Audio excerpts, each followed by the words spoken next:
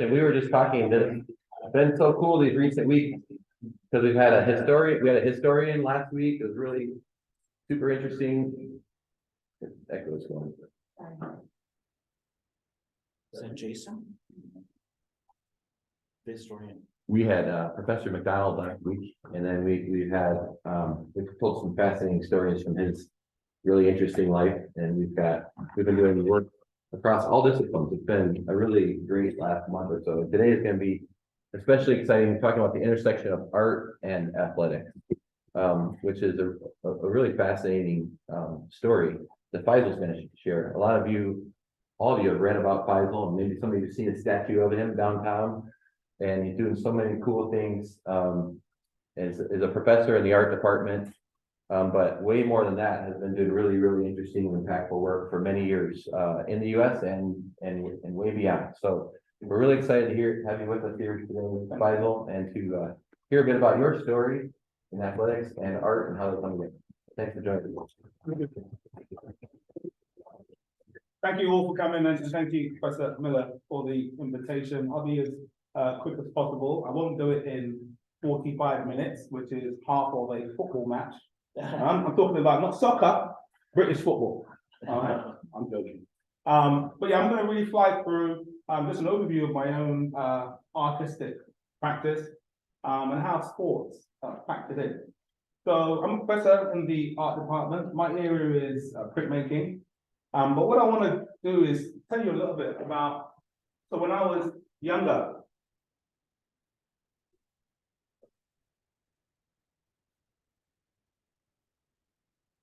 when I was younger, I was 16 years old, and I played soccer, and I went for a trial at this club here in London. This is called Hanwell Town Football Club, and they're very close to Wembley Stadium, the National Stadium. And I went for a trial. I got into the team, so I got into the under-18s team, and I was a striker, left winger.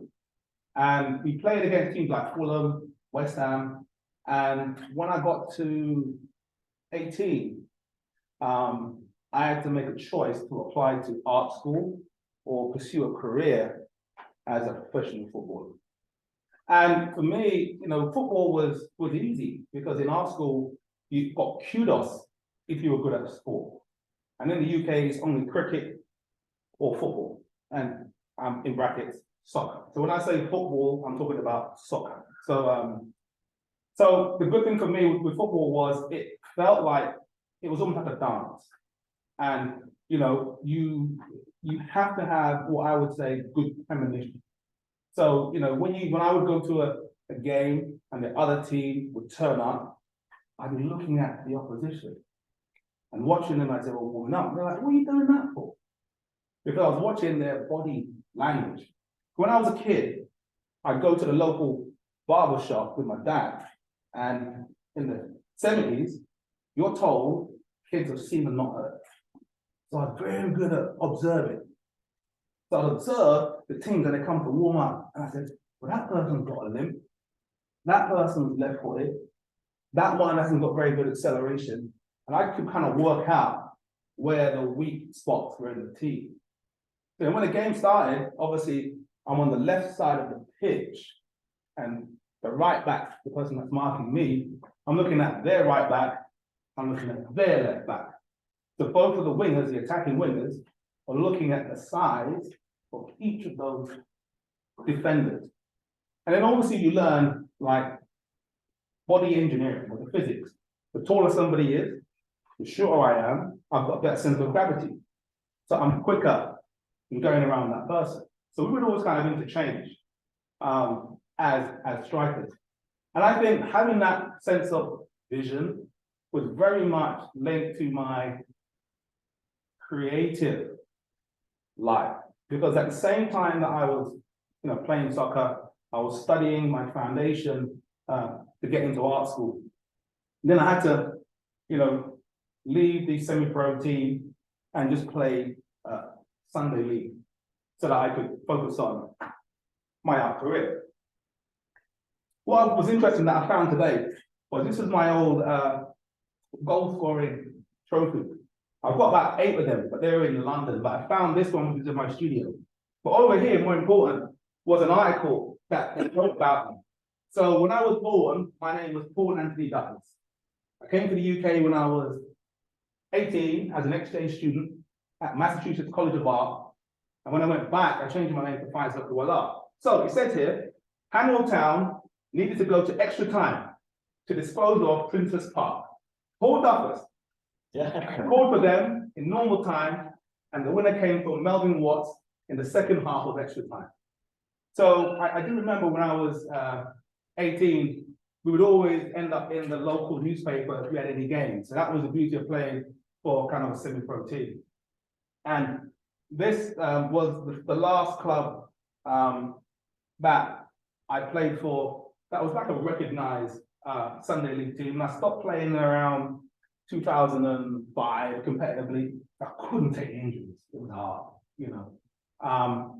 So that was important for me to give you kind of an overview there. Now, when we talk about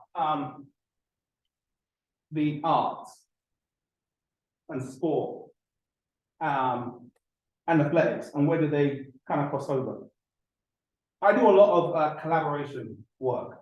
So when I came here in 2014 and started at the university, I was curious as to where is the sports community here? And I was fortunate enough to come across Ford's Gym and did a collaboration with 3 of the boxers. So what I would do, I would go to the gym with my camera and I would watch them do the bag work and I'd watch them do the sparring, and then I would take one of them out at a time and then they would take a series of portraits. So the portraits you see here are the portraits by the 3 respective boxers. I think both of them were Golden Glove boxers. And then eventually we did an exhibition in London, all these portraits based around the Ford Gym. What was interesting about this project is when I finished doing my so-called artist in residence at the gym, I think her name was Andrea. She said, "You're not finished. You've got to come and train with us now. So you've got to do some bag work." So I had to buy gloves and I could go back for the next 6 weeks doing bag work and learning how to do the stance. But again, for me, it was fairly easy coming from a sporting space, and it's something that has been very much a part of my discipline. Because even the classes that I teach here, I always request the morning slot. So my classes always start at 8 o'clock. And then my next class is at 11, and then that class finishes at 1. And after 1, I'm done. I'm totally incomprehensible. I fall asleep. So I know I'm very much geared to a morning schedule. And that's based on the history of my life being in sport and almost like the way you discipline your body in a way. The next project I did was with an Olympic triple jumper, Nadia Williams. And again, I did a project with these young kids, and she was trying to get to the Olympics, and she had to jump 14:30. So we called the project 14:30. And we worked with these young kids, and they were running around the track with her, learning how to do warm-ups and train. And they eventually did a screen printed project. You can see here is a screen print in 3 sections. And they've taken photographs of her jumping kind of over the sandpit. Again, it was a great way of working with inner city youth, because sometimes for them, sport sometimes is the only way, it's the only vehicle that they can really kind of be their authentic self. So Professor Miller asked me to talk a little bit about when Virgil Abloh came here. So Virgil Abloh was a student in engineering, and they wanted him to come in and design the homecoming shirt. And I said, I was in one of the meetings and they were going to invite him. And I said, well, I know he did engineering, but he actually is an artist. And sometimes people find it hard to kind of comprehend that someone can be a footballer, and be interested in poetry.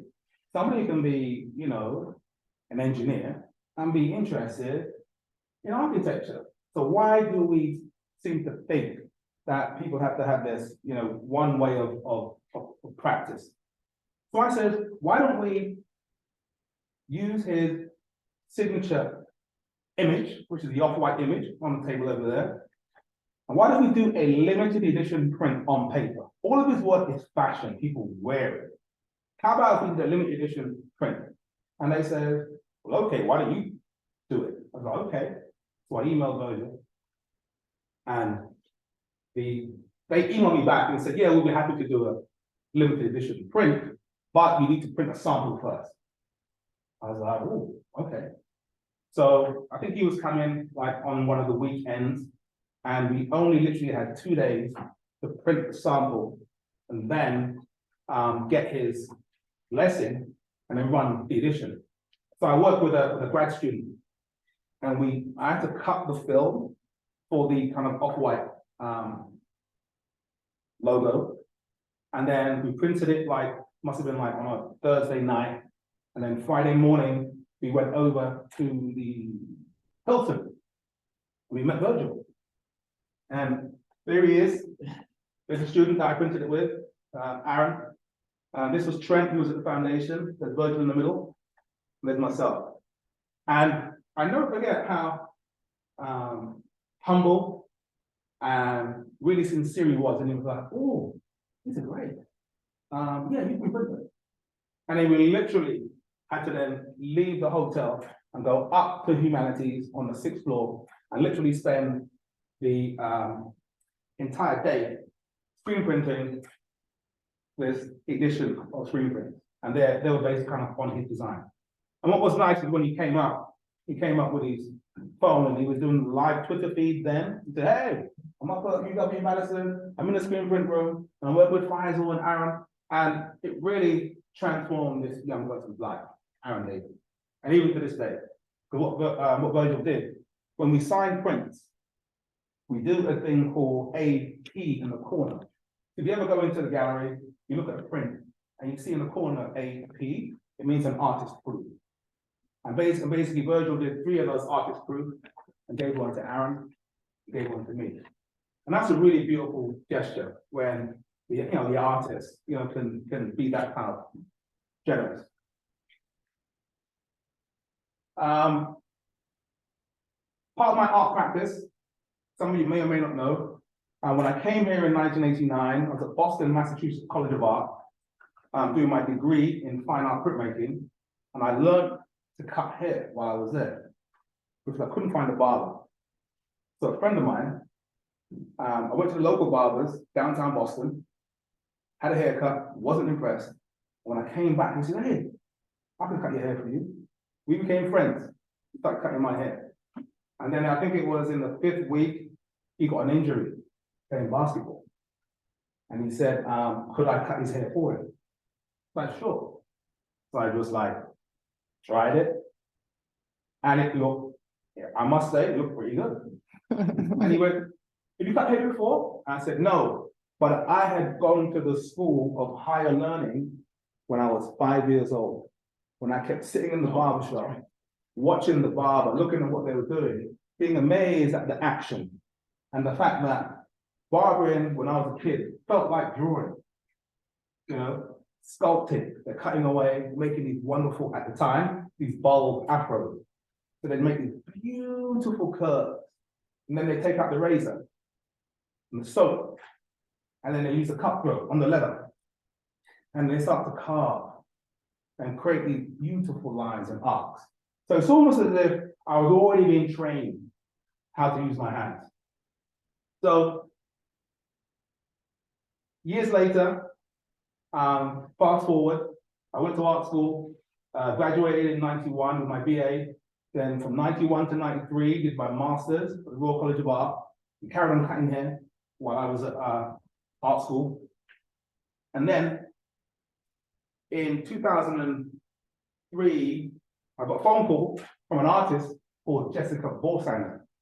And she said, hey, Faisal, can you come to my university and do a performance? I was like, nope, I don't sing, I don't dance, I don't do backflips. She's like, no. Can you perform your talk? I said, no. And she kept calling me back for literally 3.5 months. And close to the 4th month, she said, look, I heard you cut hair. Can you come to the university, just cut hair and do a talk? I was like, really? Cutting hair is something that you would think was okay? And she was like, sure. So that day, my son was sick. So we went to Canterbury School of Art. Turned up, the son was there, circle, these students. And I was like, this seems a little odd, but it was right. There was a screen with my images on. I just started cutting hair.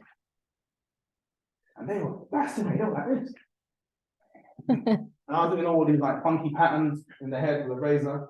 And it just felt right. So then a year later, the Hayward Gallery in London was doing a big show called the British Art Show, massive show, big names. I get a letter, not an email, because at the time, it's not email. I get a letter, and they say, could you come and perform your haircutting performance at the Hayward Gallery? I was like, what? And then they said, even more, at the top of the Hayward, there's a very, very famous artist called Dan Graham. He builds these architectural spaces, glass spaces. And I said, can you perform it inside the Dan Graham Pavilion? I was like, of course. So I got the barber chair again, and a crowd of people turned up. People were just amazed. And what I realized is that everybody has a haircutting story. Everyone. Who's your barber? There's actually from my hometown. He's here in Madison. Okay. Yeah. Who's your barber? Way down, over in East Town Mall. Okay. Who's your barber or hairdresser? Taylor Fredrickson from Be Inspired Salon. I know exactly Right. who she And the is. thing is, barbers and hairdressers are the keepers of your secret. And I know that because I have a barber shop in London. So when I graduated, worked 10 years as an artist, made enough money selling my work. I'm like, all right, do I buy a car, learn it on holidays? Do I buy expensive jewelry? I'm like, no, I'm gonna buy a barber shop. And this shop exists in London now, and there's 7 people working in there. And what happened was, Live Salon kept on getting requests. So I did it in Stanford, I've done it in Italy, I've done it in Spain, I've done it in the Middle East. So people are really curious about the whole thing about cutting hair. So I said, you know what, I want to do it here because my show is at Momoka and it's closing this week. But I said, I'd love to get this guy, Ron Dane. Because when I'm in London, we do have good access to, American sports. People are amazed that I know Heisman Trophy winners. I'm like, look, man, from like the 70s, we get all the American stuff. We get all the dramas, we get all the sport, we get all, you'd be surprised. But I thought, W has Ron Dane. So I spoke to my friend Alan Chancellor, who knows him. And then one day I came to a match. There was a game here. Pete invited me to that game, and we were in the box. And I'm standing there, and then somebody said, Ron Dane's here. I was like, nah, get away. But my training as an artist, my background being in sports, that conversation was really easy. So when Ron came over, I said, Pete, try and get me an intro. So Ron came over, and he was like, hello. He was super polite, super friendly. But then I said to him, I know someone you know. And then his eyes kind of opened up. And I said, Alan Chancellor. And he just squeezed my hand a little tighter. I thought it was a really, really nice gesture. And it was that point I said to Alan, try and get me connected to Ron Dane. I would love to have him be in my live salon. So yeah, we did it. We sent out the invitation because we had to, galleries need contracts and agreements. Momoka was great. So we sent out the contract to Ron. I think he got it on Monday. And the performance was on Thursday. I'm like, Monday, Thursday performance, no one's gonna turn up. But I'm gonna do it anyway. So what happened was, We get to the gallery Thursday. I see all of these chairs. I'm like, I don't know why you got all these chairs for. No one is turning up. And then I think it was 5:30. I see people coming in. What's come tonight? You guys come early for everything. 20, 30, 40, 50. Eventually, when we were about to start, there was 120 people in the audience. And then we started at 6. 5 to 6, Ron turns up. And it's full red, impeccable sneakers. What do they call it? Ice. He's wearing his ice. And his rose bowl ring. And then he comes through, sits in the chair, and he's a very quiet, unassuming person. But he sat in that chair, and for that 1 hour, he was completely like doing the talk. Because normally in live salon, there's me doing the backwards and forwards. I have to slide in and say, hey, I'm here, and talk to the audience as well. But this was a wonderful moment, not only for me as an artist, as somebody who has a kind of background in sports, but seeing where those two worlds meet, and they do meet in the barbershop. Because over the years in my barbershop in London, we've cut a couple of Premier League footballers. We've cut a lot of the British actors. David Hayward, who was in Homeland. Patterson Joseph, who was in The Beach. I personally even cut LL Cool J. I didn't know he was that big. He's huge. Like you see him, the lights go out. Joe, the R&B singer. So we get a chance to interact with so many different kind of professionals. But live salon for me with Ron Bain was probably one of the high points of my practice. And in some ways, his generosity to the community. Because when we finished, and everybody applauded, well, before I get to that, when we were finishing up, I said to him, I'm going to take you to London, and you can only bring 3 things with you. I'm going to take you there for 5 years. And maybe you can think about this. That anything you bring has to only fit in a trainer box, you call it a sneaker box, shoe box. So you can only put 3 things in this box. Forget about your passport, credit card, that stuff taken care of. So I'm taking you for 5 years. What are you going to put in that box? I said to him, it's got to be a song, an object, and something that's irreplaceable. He said his song was the group Maze. I was like, wow, I never knew you had that tender side to you. Because I love Maze as well. And when I want to drip, I listen to Maze. I have over 4,000 records in my studio, in turntables. And every Friday, if I don't see Pete, I'm just DJing to myself. And that's my way, that's my therapy. He said Maze. I said, what's one object that you bring? He said, self-cleaning underwear. I've never heard of that, but everyone started laughing. It must exist. And I said, what's the one thing that's irreplaceable? And he's sitting in the chair, and he goes like this. And his rose bowl. So it was really interesting just hearing how he was, making those choices as you'll have to do.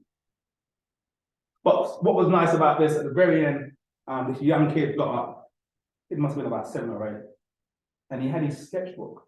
I think he might have been sketching the whole time he was there. I did that a lot when I was a kid. I sat in barbershop and sketch.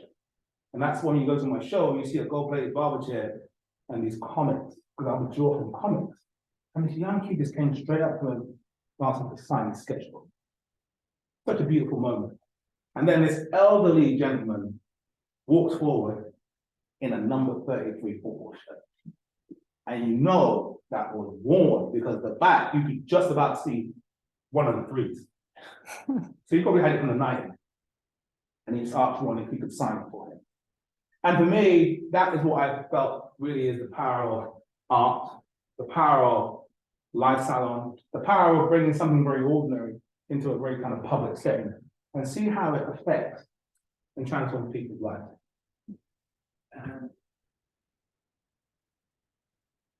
So I think the last thing I want to talk about is the intersection. I think I'm right for time, isn't it? And this is like and maybe I think I've spoken about it quite a lot, but I think it's always nice to be up to speed and talk about contemporary things. So over on that table over there, there was a print on the left-hand side, and it's a print done for Mike Finley when they retired, his shirt. And it was the same thing. I think it was Pete told me he was retiring the shirt. And I said, man, it'd be great to do a print. So I've got this thing in my head. Anytime there's a particular moment or there's somebody who's iconic, having that person's form or their aura or a part of their life made into an image or an object does create legacy. So when we think about, for example, you got State Street, you see on State Street, there's a stone sculpture carved in my likeness. It creates kind of legacy, but it also kind of starts kind of conversations. So currently now in London, there's a project called Underexposed. These are some of the people that have been selected to be in this Underexposed. And any of you who are familiar with the show, let's have a quick look here. Bridgerton, Emily watched Bridgerton? Bridgerton fans nodding your head? We look closer here, this is the actress in Bridgerton. But on the other side is me. But also, these are a series of icons who were selected to be a part of this public art project. And the reason why I'm showing you this is that a part of this project is Kyle White. He's a British male BMX racer, silver medalist from the 2020 Olympics. And this project is currently public around London, and it showcases actors, writers, poets, sports people. Because in the first iteration of this underexposed art project, they only did actors. For the first series done by Franklin Rogers, they did Idris Elba, they did, David Oluwami, they did, all of the iconic actors. But in the second phase, they were working with sport people, which I thought was really significant. These are some of the shots. This is the final piece. And I just want to kind of add, why is sport important? Are sports people wired differently? I would have to say yes. I think for me, how I describe it, I call it the last 10 minutes. So I know when I was playing soccer, I didn't realize, because I had this thing called sickle cell trait, I don't have the disease. Sickle cell trait basically means that my blood cells are sickle shaped. And that means that when I do a lot of exercise, next day I've got a lot of pain. And I couldn't understand, every time I played football, they say, you go for that walk to walk off the lactic acid. I'd have more pain than some of my friends. And I never realized throughout my whole entire soccer career that what I was up against. And even when I was playing, stopped playing semi-pro, my colleagues wanted to play for two teams. I was playing for a team at 9 in the morning, then I jump in my Beetle, drive down to A40, the Regent's Park, and I play the second half of another game. And that was because of my drive, that was because of my discipline, that's because of my love for the sport, but my desire to always win. And I think, that and my arts practice works seamlessly. Having the desire to what I would classify as win, what I would classify as being able to deal with the bumps in the road, what I would classify as trying to deal with very, very difficult, unkind people. And I think my background in sports has given me a certain kind of discipline. And sadly, and I'll say it publicly, the art world doesn't like that. The art world is funny about people who look after their body. I've been in the gym and one of my students said, Faisal, why are you in the gym? I was like, I'm actually looking after myself and I actually like doing this.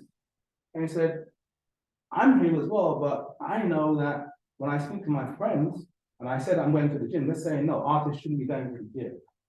So it's really kind of interesting how when those two worlds are, functioning, there are certain almost like unspoken rules.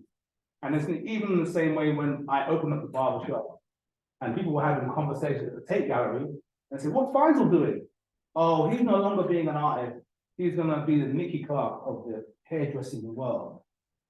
And interestingly enough, 10 years later, the same person comes back to me and says, hey, can you do lifestyle on our gallery? So again, I think that discipline has made me extremely kind of steadfast, focused, and I think more thoughtful. Thank you.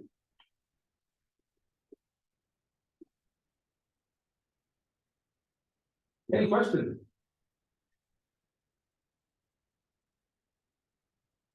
You talked about how your upbringing really inspired your line of art and what you do now. What would you say you want your students to take away? Like at the end of the semester, what do you want to instill in them? You know what? That was the same question I was asked at my job talk 9 years ago. Not exactly the same question, but about what I want them to take away. And I think the answer is going to be the same. It's about, I call it bearing witness. So what I've done today was, I told you the truth about the way that my life has been mapped. And the reason why I decided to be an artist was because I went to the National Portrait Gallery when I was 14 years old. And all the people that I saw in the paintings that resembled me were in subservient position, or they were being impaled. I'm like, that's not the world that I know about me. So these artists from the Renaissance had a particular kind of motive for depicting my body. And I wanted to be one of those people who were in the room to make other depictions of my body. So what I would tell my students is that there is a term that they say is that the art world, you're either invited in or you're given permission. And I'm like, I'm none of those. I just turn up. So by me bearing witness to my students, by telling them that there's a realm of infinite possibility. And if you think that you will not make it as a sprinter, as an artist, as a scholar, you're probably right. If you think you can make it as a sprinter, as a scholar, you're probably right again. So the only problem that you have, really, I tell my students, is yourself. If you can bear witness that the only demon is you, then you have a life of infinite possibility.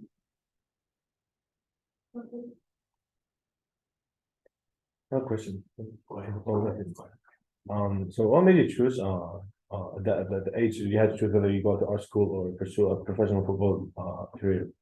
Was that an easy decision, or do you think you had a vision for what each path would look like? That's a very good question. And I thought about that question for the last 4 days.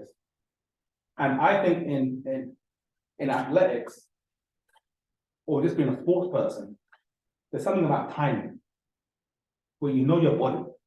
You know when you get up in the morning, you're like, you know what? I don't think I'm going to make it today in terms of doing that sporting activity. Or you know when your body is almost like prime, when you're at the peak. I know when I'm at the peak in the season, when I was playing soccer, and I know that there are certain parts of the season where it's really hard. And it was also based around the climate. So if it had rained just before a game, and it was warm, and I knew the grass had a certain kind of texture to it, I knew I would change my style of play. So I know that, I'd be more successful. So I knew when I was 18, my body was primed for soccer. But I was realizing, I said soccer, didn't I? I shouldn't have said that. Football. My body was primed for football, but I was going through that pain. And I was like, man, I'm getting up in the morning, I'm playing semi-pro. My friends are all right. Why am I getting all this pain? I didn't know why. So my body wasn't really helping me. because of the grueling training, because they train you hard in the UK, semi-pro. And then I realized my body wasn't prepared, but my mind was prepared for school. So my mind was ready at 18. I was ready to absorb information and research. So I made a decision that the body wasn't keeping up, but I think the body had reached its peak. This is the most that I could do at 18, you know, with these challenges, but the mind was ready. So I listened to that and then chose to go to art school. Very inspiring, thank you. Follow up on that. So, a lot of athletes, their career ends because the body doesn't hold up, but not all of them. Yeah. Some athletes, they become fatigued mentally at the work that needs to be put in, the discipline that they're made. I say it without judgment, and they move on to another chapter. So, I'm curious, just in your experiences, both an athlete, but as an artist, when you show up to perform at live salon, or perform to create a piece, it's a performance, it's a competition, Yeah. But it's game time. Yeah. And is it common for artists to experience that same thing, which is, I don't have it today. Maybe I can shift to something else. Like, is a career a career is not the right word, but is someone's time as an artist, does it fade out because they experience the same kind of fatigue? There's a pressure. Absolutely. That's a great question, and it almost like kind of answers itself. And how I would give another insight to it is that as artists, we are always asked to do, there's always a request from a gallerist or a curator to do a studio visit. So they want to come into your studio. In my 30-odd years as an artist, I've probably had maybe four studio visits. I've had probably 40 requests, and I've said no. And people said to me, why do you say no? I said, because I'm not comfortable.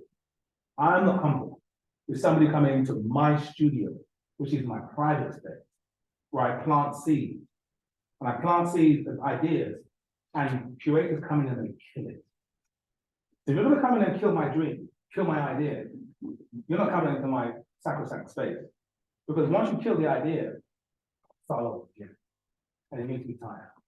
And there are times, yes, when I'm really, really tired. And I tell students, young artists, it's okay to fail. It's different in sport. Because if you're given an opportunity and you fail, sometimes you have to live with that for the rest of your life. But I can put on a bad show, but I still have to live with it. But missing a kick or a touchdown, I don't have to live with it. And I know today I was finished out, and I remember I was in a final with that team, Pantheon, went to penalties. So we had all the 6 penalty takers, or 5 of them lined up. I was the last penalty taker. Like, wow. And it was even. So if I score, we win a trophy. If I miss, we lose the trophy. So I'm like, I hope it doesn't come to me. Last one, put the ball on the spot and step back. And I always put the ball in the same spot every time. Bottom right corner. So I run up, I strike it, and I see it, and it's going not to the bottom right, but slightly higher up. But it's going towards the post. And I just stood it like this. It's slow motion. I'm like, the ball's gonna hit the post. And it hit the post. And it spinned in. And I turn, and I see the 14 teammates running onto the pitch, and they just literally knocked me over. And I could have gone both ways. You could have hit the post and gone out. And to this day, 20 odd years later, I still would have been traumatized by that. And I think the room for failure is very different now, I think, within the art and sport. but I do think they are both at the high functioning level, always linked to this. There's always some financial kind of implications involved. But I definitely go through very, very low moments as a practitioner. And how I get through that, that's the easiest way. I exercise to get through it. And if I don't exercise, I DJ to myself. So I have my own kind of formula of getting through it. And even for moments like this, the performance. So I'm at home this morning, I'm not talking to anyone.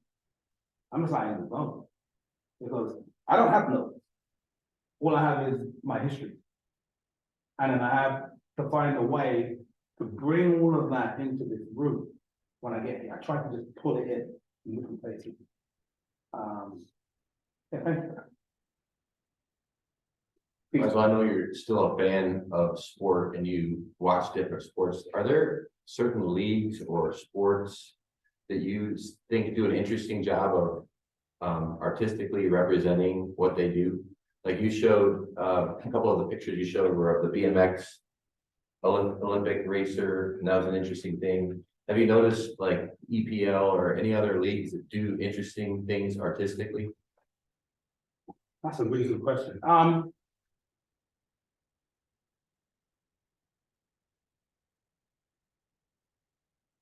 I think I still have to say, you know, I'm split. I'm split between the NBA and the NFL. Because I'm just amazed at they have the organ. I was like, it almost feels like this live installation. And this person is playing according to the crowd, you know. And I do like that. I appreciate that. I don't think you can trump the the halftime NFL. I don't think you can trump that. Historically, when we think about the amount of artistic work, producing, directing, rehearsal that goes into that, that's phenomenal. Even if I don't want to watch the game, I'm going to watch the Super Bowl halftime because I'm fascinated by how it's produced. It's an incredible piece of artwork, beautiful, well lit. Performance of discipline. They probably have some of the best people who are moving on the planet. They curate some of the best dancers, and they're of all sizes. So for me, that takes a lot of careful curation. So for me, I probably still got to say the NFL is going to edge it slightly, just in terms of the grandeur.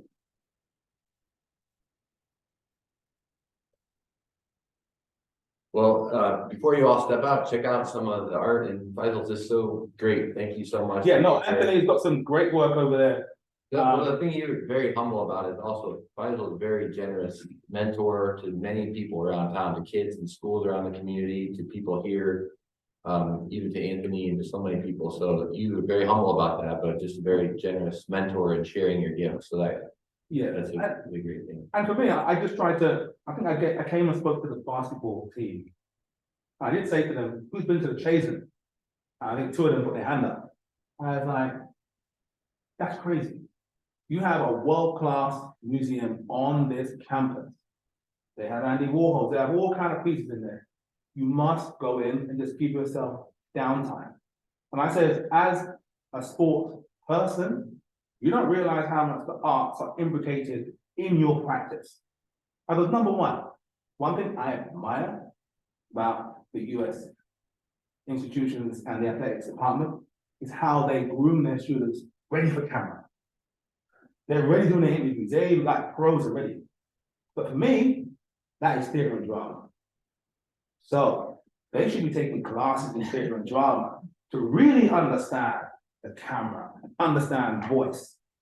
And then I said, basketball, your body's always moving. That's rhythm. You should be doing dance. You should be taking dance class. That's really important. You're incorporating dance in your everyday activity as a player. And then the arts. That's everything, isn't it? Because how does ideas find form every kind of idea finds form. Even the new Badger basketball apparel came from a drawing. Someone sat down and drew that. And then it was made into the, and it had to have a certain kind of color scheme, certain kind of look, certain kind of fit. So just understand that those of you who say, well, I don't really know, I'm not an artist, you're already in the arts, you don't know it. And the reason why I say you don't know it, because you don't know the arts until something is designed badly.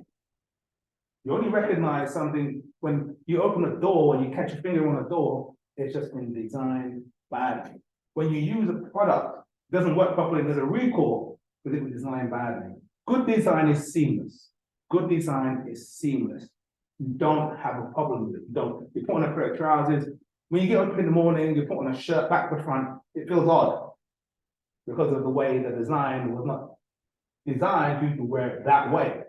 But when you put it on and it's the right way around, because it's seamless, it just life goes on as normal. So just remember that you are all a part of the art. Thank you so much, guys. Great, all for coming. Great to have you together here. Thank you all for